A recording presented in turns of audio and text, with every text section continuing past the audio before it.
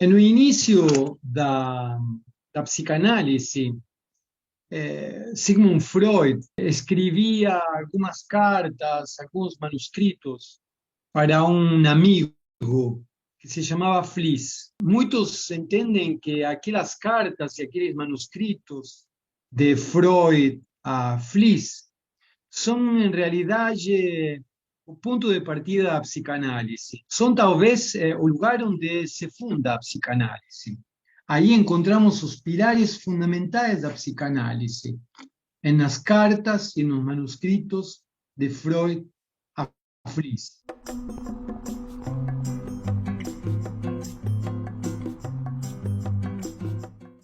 Em alguns desses manuscritos, manuscrito E, o manuscrito A, o manuscrito B, D, E, Sigmund Freud reflete sobre a angústia e sobre os fenômenos de fobia e de conversão. Os fenômenos de fobia são os fenômenos de medo, os fenômenos de conversão são aqueles fenômenos de conversão histérica, quer dizer, quando um determinado sintoma psíquico se converte em um sintoma somático, que se somatiza. Podemos dizer que aí está a origem da psicossomática para a psicanálise. Então, Freud distingue o que são fenômenos de fobia, o que são fenômenos de conversão histérica. Às vezes estamos estressados, por exemplo, e começamos a ter tremedeira,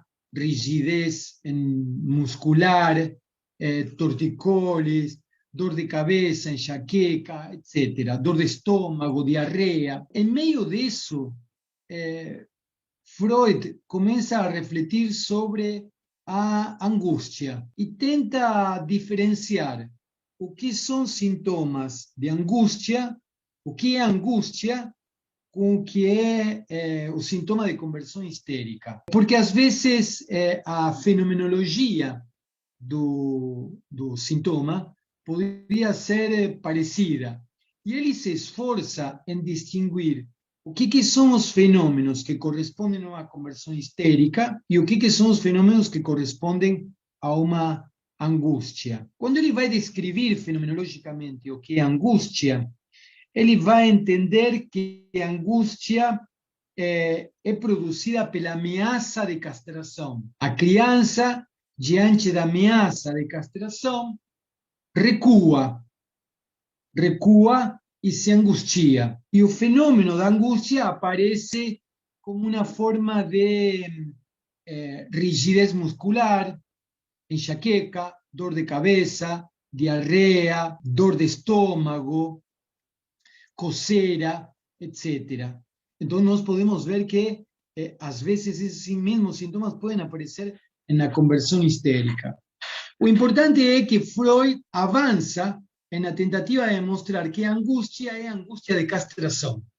A angústia é a angústia da ameaça de castração. Quer dizer, quando o sujeito interditado na sua satisfação sexual e reprimido por isso, aí aparece a angústia. Quer dizer, quando o sujeito é interditado na satisfação de sua pulsão, um dos destinos da pulsão, poderíamos dizer assim, é a angústia.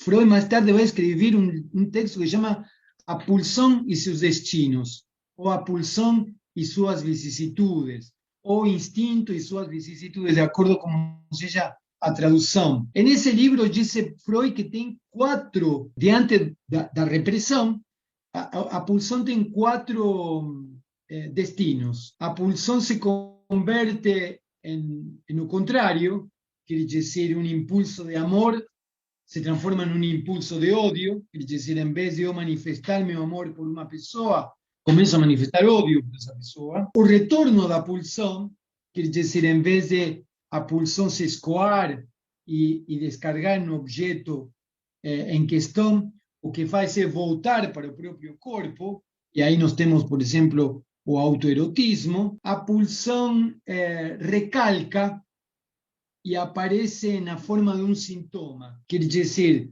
recalcamos o representante pulsional, quer dizer, não satisfacemos o nosso impulso, mas a carga afetiva é transformada em um sintoma. Então, em vez de satisfazer nosso desejo sexual, o que for, o que nós fazemos é transformar essa energia em dor de cabeça, ou em coceira, ou em algum tipo de alergia, ou em algum tipo de dor, de alguma forma. O quarto destino da pulsão, a sublimação.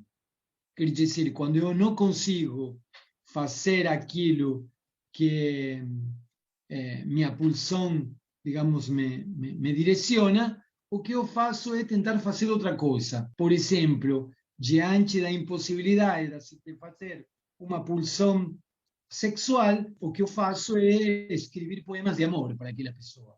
Isso seria um ato sublimatório. Então, aí nós temos os 4 destinos da pulsão, mas haveria um quinto, que seria uma espécie de angústia. Quer dizer, diante da castração, diante da impossibilidade de satisfazer, nós teríamos angústia. Essa é uma teoria da angústia, que faria com que a impossibilidade do coito transformaria a energia em todas aquelas manifestações de rigidez muscular, suor, taquicardia, palpitações, etc., que corresponderiam, inclusive, diz Freud, ao ato sexual, só que sem o ato sexual. Freud vai mudar de teoria da angústia em 1926 com um texto que chama Inibição, Sintoma e Angústia. E ele vai diferenciar também a angústia da inibição, a angústia do sintoma e a angústia da inibição. A inibição seria uma inibição motora.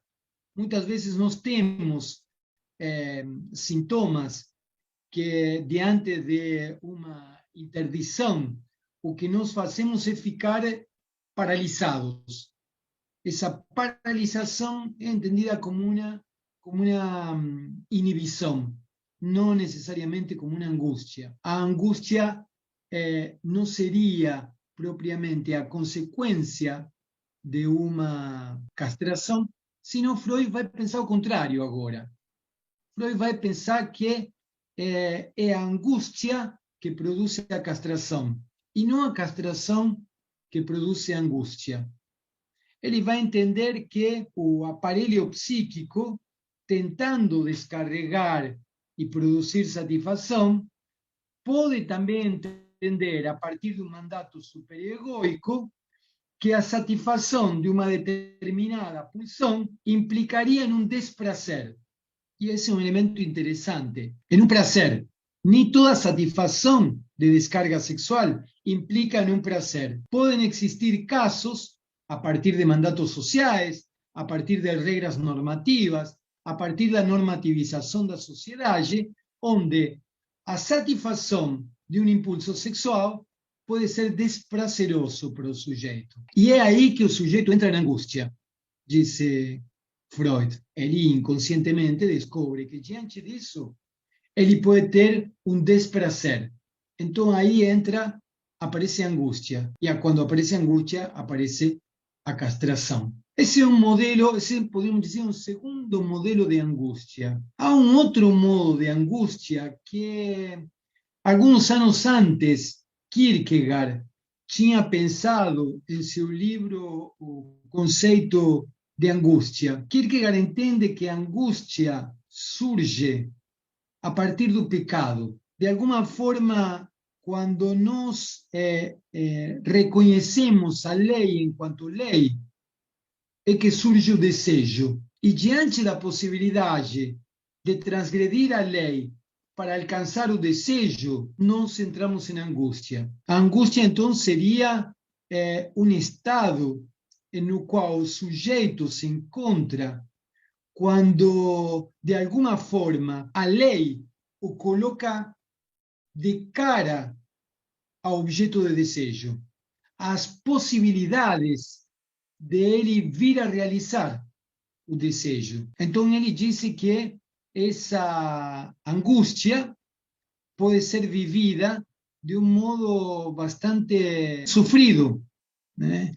O sujeito, diante da possibilidade de transgredir e realizar o desejo, ele vivencia esse estado de angústia como um estado desconfortável.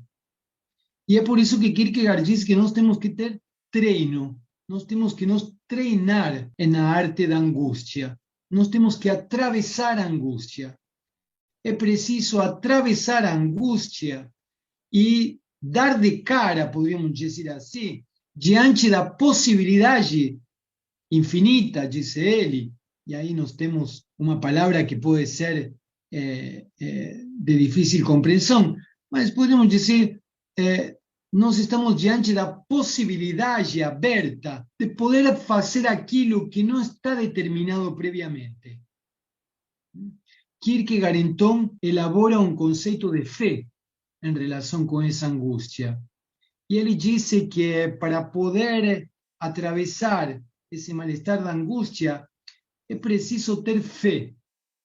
Mas a fé de Kierkegaard não é a fé em um ente divino que nos protege. A fé de Kierkegaard é a fé de que qualquer coisa pode acontecer. A certeza de que qualquer coisa pode acontecer e levar adiante nossa vida nesse sentido.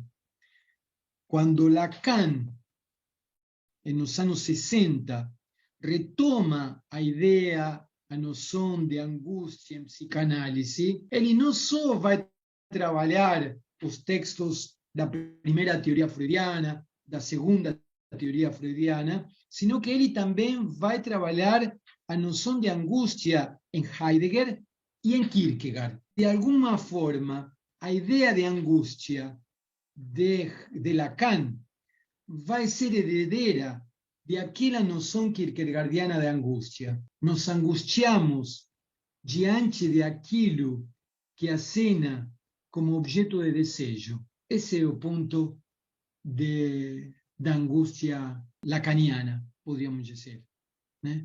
Nos angustiamos diante do objeto de desejo. E muitas vezes a nossa neurose nos impede de dar o passo adiante.